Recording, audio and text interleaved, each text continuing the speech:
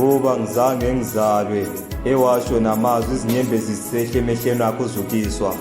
Ubefisa ukuthola uthando lukamama nobaba.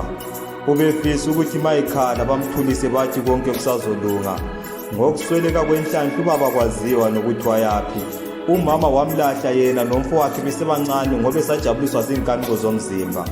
Umuntu wabuzwayo ubuhlungu kaZukiswa ngumamkhulu, yena wamthatha nomfowakhe ngezandla zakhe ezimnene wabakhela ngothando lwakhe. Injabulo imfudumalo yagcwala ngaphakathi kwenhliziyo zabo, bazizwa bephelele bengaphansi kwezandla zikamamkhulu. Ngakho ngikushayela izandla mamkhulu ngithi halala, muhle umsebenzi wakho wenzile, bebezoba yini ngaphandle kwakho. Ekukhuleni kwakho uZukiswa uma wakhe wamnikele ezandleni zendoda ebeyimbhonya ubusuku nemini engazi nokuthi wenzeni.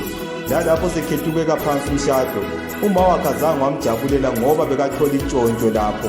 Kumanje uZukiswa uhleli uzama ukuhlanganisa inhliziyo yakhe engekhoyo. Ngakho mina ngithi ntokazi, yehlisa umoya, konke kusazolunga. Ngumlalazi imbongi yamathemba.